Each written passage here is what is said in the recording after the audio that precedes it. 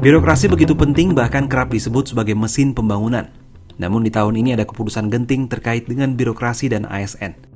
Pada 28 November 2023, pemerintah memutuskan meniadakan tenaga honorer karena ASN hanya terdiri dari PNS dan PPPK.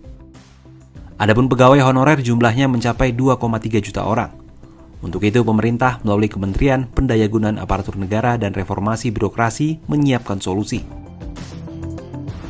Hal inilah yang dinyatakan oleh Menpan RB Abdullah Azwar Anas dalam diskusi Kompas Collaboration Forum atau KCF City Leaders Community bertema penguatan efektivitas tata kelola ASN bersama Asosiasi Pemerintah Kota seluruh Indonesia di Menara Kompas Jakarta, Jumat 25 Agustus 2023. Yang terjadi apa? Mestinya deadline 2018 PP itu 28 November besok.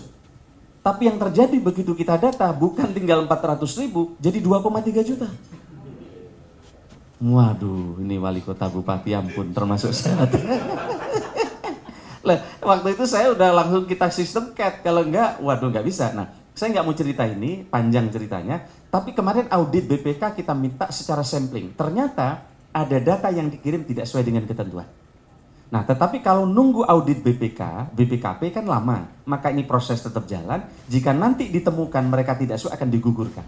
Jadi nanti BPKP akan mengaudit semua kabupaten kota terhadap data ini. Berdasarkan data Kemenpan RB per 1 Agustus 2023, jumlah ASN mencapai 4,2 juta orang, terdiri dari 88% pegawai negeri sipil dan 12% pegawai pemerintah dengan perjanjian kerja.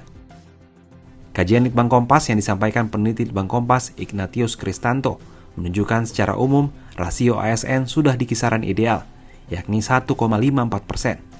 Namun dari persebaran masih terjadi ketimpangan. Yang sisi penyebaran yang jadi masih problem tadi ya, Pak Menteri sudah sampaikan tadi, rasionya itu sudah terpenuhi. Misalkan di bawah 15 provinsi itu masih di atas 1,5%. Itu yang jadi tantangan. Sementara yang di bawah itu kebanyakan ada di Jawa tadi sudah disampaikan ya, di peta tadi kan udah kelihatan sekali menunjukkan ke sana. Terkait pemerataan ASN, Menpan RB Anas menyebut pihaknya akan menyiapkan insentif berupa lebih cepat mendapatkan kenaikan pangkat. Diskusi KCF Apeksi ini berlangsung hangat dan antusias. Sejumlah wali kota anggota Apeksi menyampaikan permasalahan dan usulan. Wali Kota Cilegon, Heldi Agustian, meminta agar pemerintah pusat tidak hanya memberikan perhatian kepada ASN di bidang pendidikan dan kesehatan, tetapi juga untuk tenaga teknis. Honorer ini kebetulan kan ada 3 ini Pak. Ada yang untuk P3K itu, yaitu pertama adalah kesehatan, kemudian yang kedua adalah dari guru, dan ketiga adalah teknis. Nah kami tidak melihat kemarin ada undangan untuk yang teknis Pak. Artinya teknis ini di bawah Menteri Dalam Negeri atau seperti apa, karena Menteri kemarin 2 diundang gitu loh Pak. Artinya Menteri Kesehatan sama Menteri Pendidikan itu hadir Pak. Nah sementara teknis ini juga cukup banyak di beberapa area kami. Tahun 2022 kemarin kami ada 185 Pak tenaga teknis. Itu pun yang melamar itu kurang lebih ribuan Pak, dan itu di luar dari Cilegon. Tetapi yang lulus hanya 45. Sehingga masih ada slot 140 lagi Pak. Kami kemarin dapat informasi, terima kasih Pak Menteri, sehubungan dengan upgradingnya, reformasi lagi, terima kasih ini Pak. Kami lagi coba mencatat, terus kemudian kami kirim lagi ke sana Pak.